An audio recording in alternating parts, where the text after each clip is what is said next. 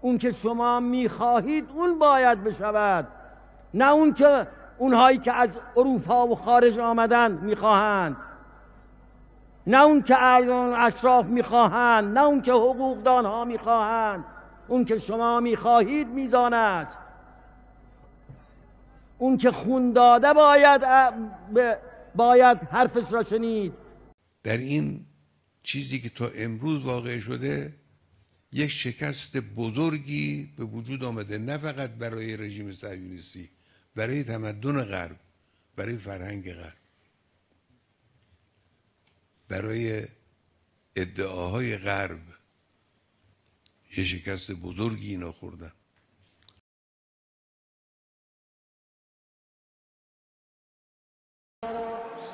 یک بار دیگر نیز گفتم، اما رادیو و تلویزیون یکی دو روز پیش کسی نزد من آمد که بنابر ادامه رویه سابق نیست.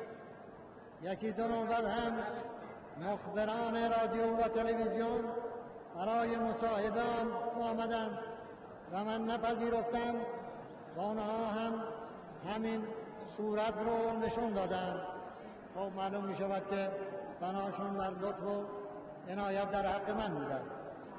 بسم الله الرحمن الرحیم. الحمد لله الذي هدانا لهذا و ما كنا لنهتدی لولا ان هدانا الله. سپاس خداوند متعال را که ملت ما را در سومین انقلابش پیروز کرد. انقلابی که در سایه آن بزرگترین ناخالصی از حرکت اصیل اسلامی ما پاک شد. سوء استفاده از اعتماد مردم برای دستیابی به قدرت و در نهایت تحمیل چهره جدیدی از شاه تحت عنوان رئیس جمهور منتخب مردم و ترویج نوعی بینش غرب گرایانه در همه شئون با آب و رنگ توحیدی نطفه نامشروعی بود که انقلاب ملت را به انحراف می‌کشید و خوشبختانه این نطفه قبل از اینکه موقعیت بروز پیدا کند خفه شد. و ملاحظه تلاش خستگی ناپذیر دولت و ملت قهرمان کره برای توسعه و سازندگی و استقلال کشورتان خاطره است که باید بگویم هرگز فراموش نخواهم کرد. من به عنوان رئیس جمهوری اسلامی ایران از طرف دولت و ملت بزرگ ایران از مهمان نوازی گرم شما تشکر می‌کنم.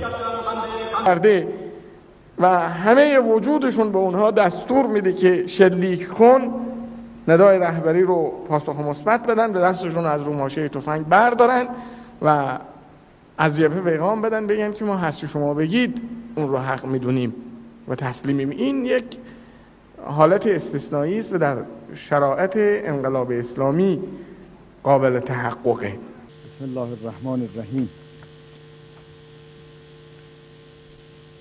آقای رئیس، آقای دبیرکل، حضار محترم، چراغ هستی آدمی با تمنای رستگاری روشن بوده و هست و جوهر پیام پیامبران الهی و نیز موضوع آموزش حکیمان و مربیان برجسته بشر نیز چیزی جز رستگاری نبوده است. با این همه آنچه در ساحت پیدای تاریخ دل را می آزارد محرومیت و سیاه‌بختی آدمیان است. بدونید هر چقدر شما دشمنیتون رو آشکارتر بکنید انگیزه ملت ما برای ساختن و پیشرفت دو برابر میشه. بسم الله. من گفتم بگم بنزین تحریم کنید، من استقبال کردم، گفتم زودتر این کارو بکنید. اینا اینو من حالا برای شماها میگم، اینا نمیفهمن. مطرح کنم ولی خب مجبورم به مردم شریف ایران اعلام کنم. من اگر پرونده سال 84 آقای قالیباف که دست من بود و نذاشتم منتشر بشه و دعوا کردم با بعضیا در دبیرخانه که موقع انتخابات این نباید هیچ که مطلع بشه. اگر من اون مردانگی رو نکرده بودم شما الان اینجا ننشسته بودی. نو میلادی را به ملت و دولت روسیه تبریک عرض میکنم. ملت ایران و جهان اسلام برای حضرت عیسی و مریم پاک جایگاه ویژه‌ای قائل است. میدونید آدم وقتی میخواد سخنرانی کنه در حالتهایی که حالا مباحثه میکنه موضوع میگه خیلی راحت، خیلی محکم، خیلی قاطع حرف میزنه. الان ما وارد گودی شدیم که اگر شما نباشید، اگر همه ایرانی ها نباشن، اگه دست به دست هم ندیم، اگر برنامه و هدف روشن نداشته باشیم و اگر نپذیریم از کارشناسا و نخبه ها استفاده کنیم و اگر نپذیریم بر اساس عدالت و انصاف عمل کنیم، این شعارهایی که دادیم همش باد هوا خواهد شد. اون نخست وزیری که بخواد برای ملاقات با وزرا اجازه بگیره، این برای لای جرس خوبه. مگه من هویدا هستم یا امام محمد رضا شاه هستم که آب خوردن رو ما اجازه بگیریم؟ اصلا این چه ایرادی بود؟ چه حرفی بی معنیه؟ و مهمه و بر این اساس از همکنون با قاطعیت اعلام می‌داریم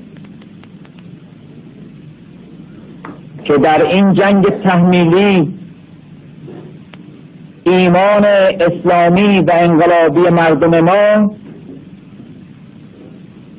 برنده واقعی و اصلی خواهد بود.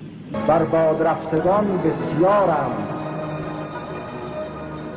زخم خوردگان و آسیب دیدگان در تاریخ فراوانند، ولی افرادی معدود اون سعادت رو دارند که این جان از دست رفتشون در راه خدا از دست رفته باشد. الحمد لله رب العالمين والصلاة والسلام على رسول الله سيدنا محمد بن عبد الله